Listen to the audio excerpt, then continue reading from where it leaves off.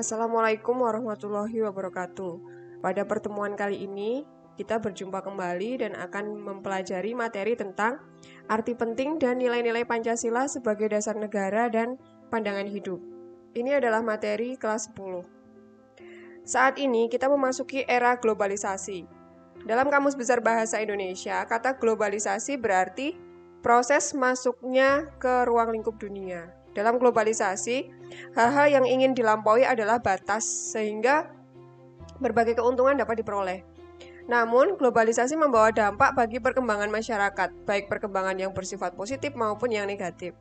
Setiap komponen bangsa berkewajiban menghadapi berbagai gangguan, tantangan, dan ancaman, antara lain berupa konflik yang terjadi di suatu wilayah, lunturnya etika ketika berbicara dan bertingkah laku, korupsi, kolusi, dan nepotisme yang sulit diberantas, terorisme yang mengakibatkan keresahan dan mengancam kehidupan masyarakat baik fisik maupun non-fisik, lunturnya sikap cinta tanah air dan menipisnya solidaritas antar warga negara, serangan cyber, spionase, peredaran dan penyalahgunaan narkoba, arus informasi dan pengaruh globalisasi yang diterima tidak disesuaikan dengan budaya bangsa, sehingga sering menyebabkan pergeseran nilai-nilai dalam masyarakat.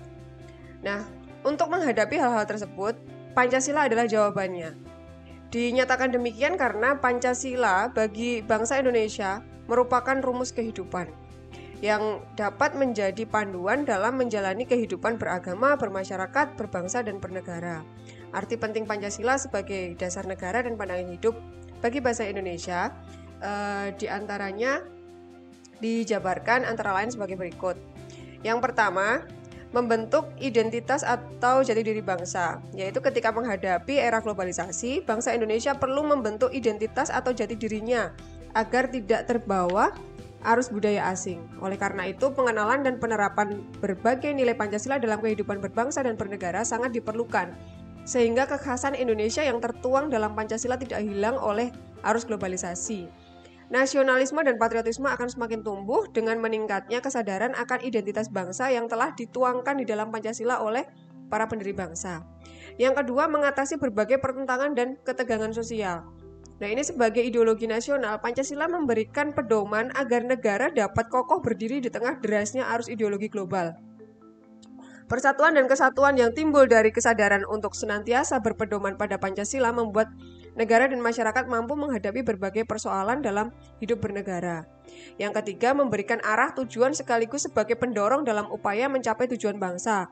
Pancasila memberi arah dan menjadi pendorong bagi tercapainya tujuan bangsa. Hal tersebut termuat dalam pembukaan UUD Undang-Undang Dasar Negara Republik Indonesia tahun 1945 alinea keempat, di mana di dalamnya secara jelas termuat tujuan bangsa. Nah, kemudian yang selanjutnya adalah pedoman untuk memecahkan berbagai masalah berbangsa dan bernegara, mulai dari masalah politik, ekonomi, sosial budaya, hingga pertahanan keamanan. Pancasila memberikan berbagai pedoman untuk mengatasi berbagai masalah dalam hidup bernegara di Indonesia. Contohnya, dalam bidang ekonomi, kita memiliki sila kelima. Sila kelima yang berbunyi keadilan sosial bagi seluruh rakyat Indonesia, mengajarkan rakyat Indonesia untuk mengembangkan berbagai sikap yang mencerminkan kekeluargaan dan kegotong royongan. Wujud nyata dari sila kelima tersebut adalah koperasi.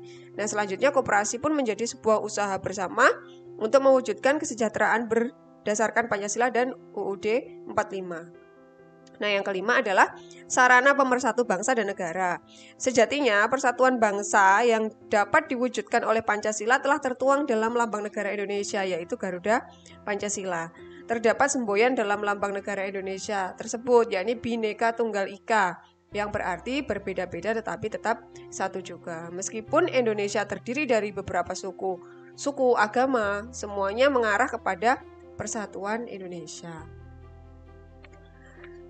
Nah, selanjutnya Pancasila yang telah diterima dan ditetapkan sebagai dasar negara seperti yang tercantum dalam pembukaan Undang-Undang Dasar 1945 adalah jiwa seluruh rakyat Indonesia. Di dalam Pancasila termuat nilai-nilai luhur yang harus diwujud nyatakan dalam kehidupan sehari-hari. Dengan demikian, Pancasila sebagai jiwa rakyat Indonesia sungguh dapat dilihat dan dirasakan. Pada dasarnya, Pancasila menempatkan manusia dalam keluhuran harkat dan martabat sebagai makhluk ciptaan Tuhan Yang Maha Esa. Pedoman penghayatan dan pengamalan Pancasila yang dinamakan Eka Prasetya Pancakarsa berasal dari bahasa Sanskerta. Eka berarti satu atau tunggal dan prasetya berarti janji atau tekad.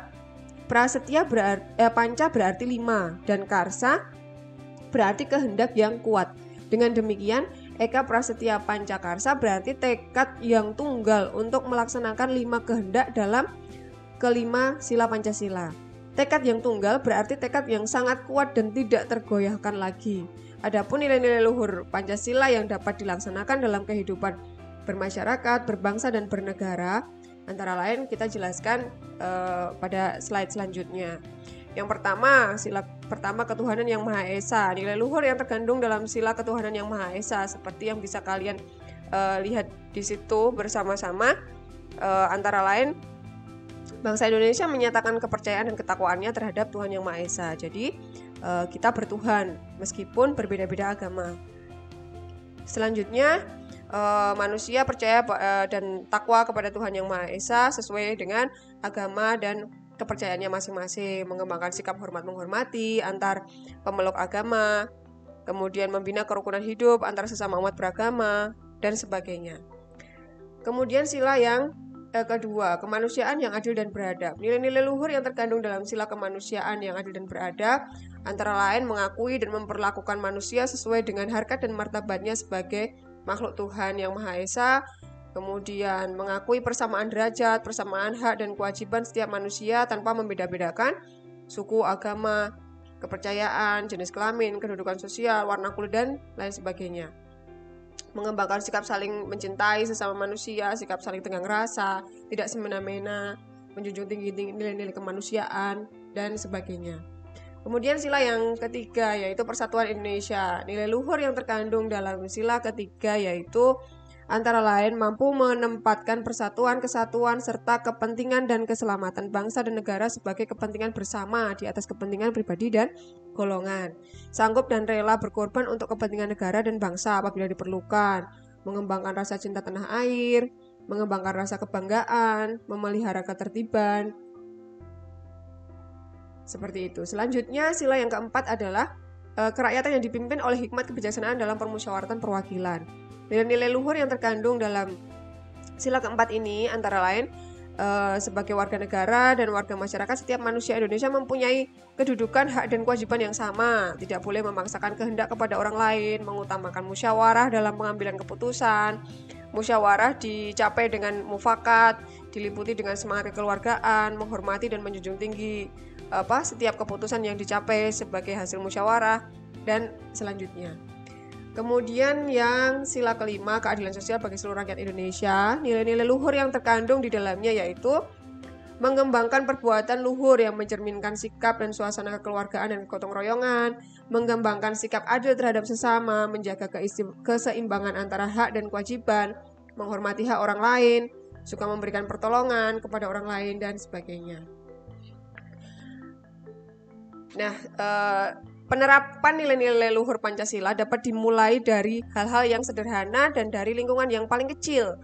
Nah, dengan demikian, usaha membiasakan diri menerapkan nilai-nilai luhur Pancasila dapat dimulai dari kehidupan sehari-hari seperti dalam lingkungan keluarga, lingkungan sekolah, lingkungan masyarakat, dan lingkungan berbangsa dan bernegara.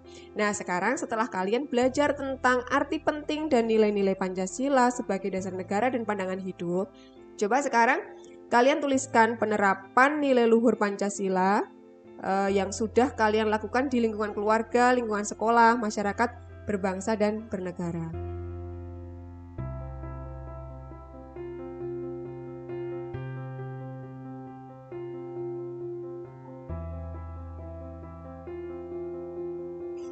Nah, anak-anak, demikian materi hari ini. Semoga apa yang kita pelajari bermanfaat. Terima kasih, sampai jumpa lagi pada pertemuan yang selanjutnya. Wassalamualaikum warahmatullahi wabarakatuh.